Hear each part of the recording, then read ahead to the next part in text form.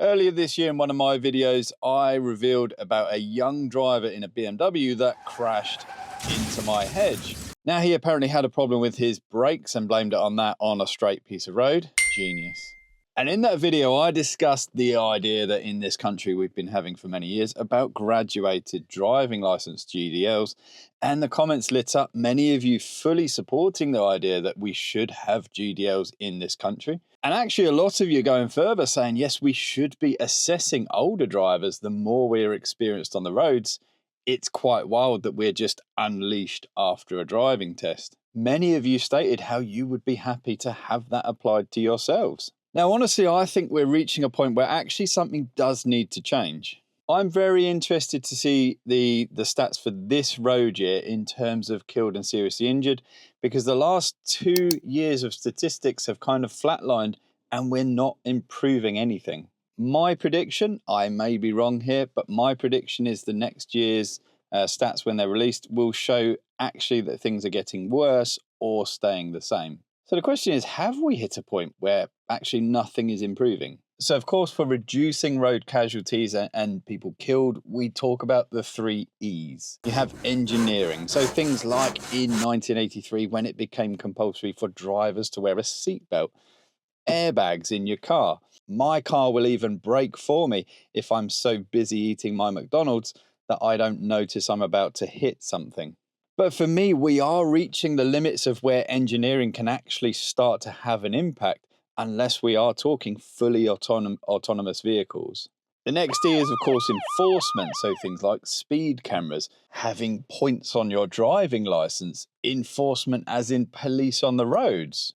And no, this isn't a fictional story. Enforcement, to me, seems to be increasingly relying on us doing things like sending our footage of dashcam incidents into Operation Snap. And the last E, of course, education. It's by far the best, but it's not going to work for everyone. You only have to read through the comment sections on some of my videos to see the kind of attitudes that exist on the roads. You need to spend a short amount of time online in a dashcam group to see how people are taking their views of the roads. And people mock advice from people like me because they want that extra few meters of road and they don't want to have to wait an extra 3 seconds to do something safer. They're not interested. Once someone has that mindset, the education they received on their driving lessons may not be enough to make them a safe driver. And then they don't want to listen to people like me. So for me personally, for these people, the only thing left is enforcement. And with that, for me, how often do you see a police officer actually dealing out punishment for a traffic violation? We're all going to have different views on this. But for me, it's certainly not happening enough to actually make a dent on road statistics. So when engineering arguably has plateaued, enforcement is limited, and education often actually can't change attitudes, is it any surprise that the road casualties aren't reducing? GDLs, they should have been introduced years ago, but the powers that be won't touch them because they might be unpopular and restrict young people's freedom and movements. In 2020, the government decided that GDLs was not something they were going to pursue, and the reason they gave was they cited a dramatic reduce in road casualties and fatalities in particular between 17 and 24-year-olds in between the current year and 1990. For me, there's many stories I could pinpoint. There's so many out there, but try telling that to the family of Joshua Atkins, who very sadly was killed being a passenger in his friend Corey Cooper's car, and Corey had only passed his driving test the day before. And if GDLs in 2020 had been the thing that actually the government had considered, very, very likely that would not have happened. Corey would not have had anyone in the car with him apart from a supervising driver still.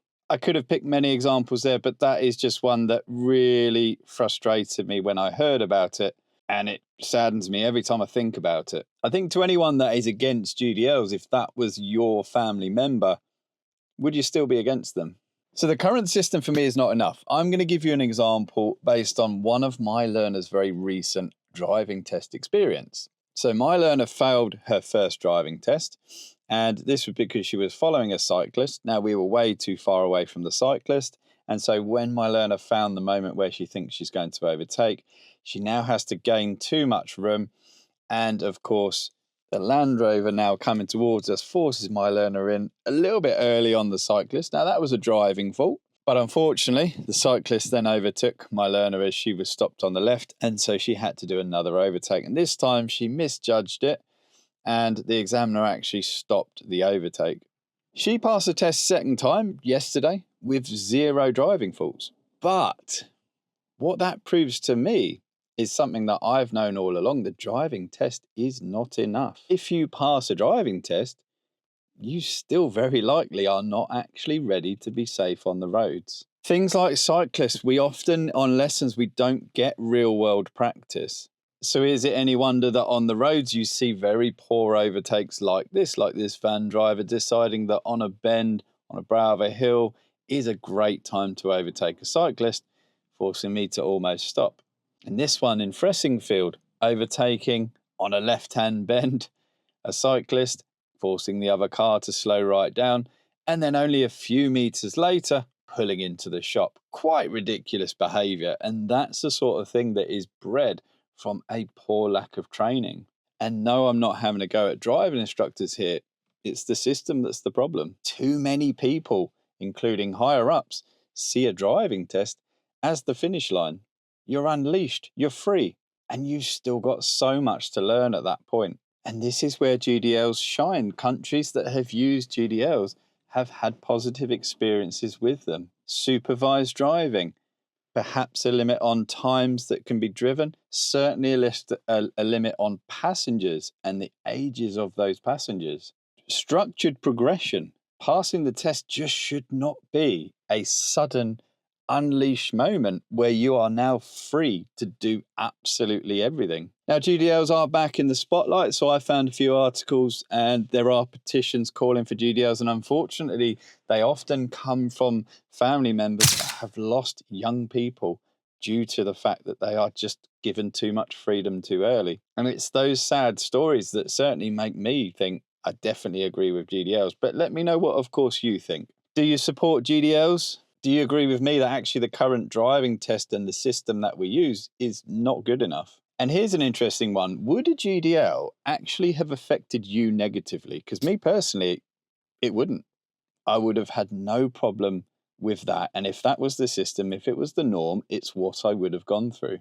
Change is the scary part. For me, GDLs, it would have made me a safer driver when I was younger. And I really do think that it is the right move. There's a link in the description to a petition that I think is still active.